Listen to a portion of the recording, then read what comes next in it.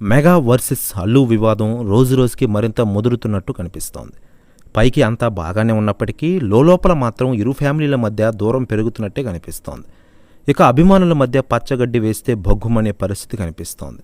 అల్లు అర్జున్ ఉద్దేశించి mega brother Nagababu Twitter వేదికగా విమర్శలు చేయడం, దానికి బన్నీ అభిమానులు ఓ రేంజ్లో ఫైర్ అవ్వడం చకచకా జరిగిపోయాయి.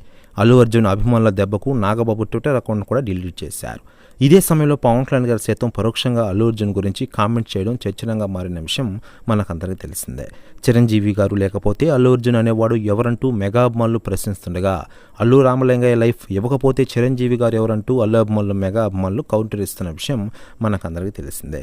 ఇక ఇదిలా ఉండగా లేటెస్ట్గా అందుతున్న సమాచారం ప్రకారం పవన్ కళ్యాణ్ గారి గురించి తాజాగా అల్లు అరవింద్ గారు కొన్ని సంచలన వ్యాఖ్యలు చేశారట. ఆయన మాట్లాడుతూ, పవన్ కళ్యాణ్ అంటే బన్నీకి చాలా ఇష్టం. ఇలాంటి పిచ్చి పిచ్చి రాతలు ఆపండి, ఇది చాలా తప్పు. ఇప్పటికే మెగా అల్లు ఫ్యామిలీల మధ్య వారు జరుగుతుందని మీరు అర్ధరహితంగా రాస్తున్నారు. ఇది ఎంతవరకు నిజం కాదు అంటూ సంచలన వ్యాఖ్యలు చేశారట అల్లు అరవింద్ గారు. ప్రస్తుతం వ్యాఖ్యలు వైరల్ అవుతున్నాయి తెలుగు ఇండస్ట్రీలో.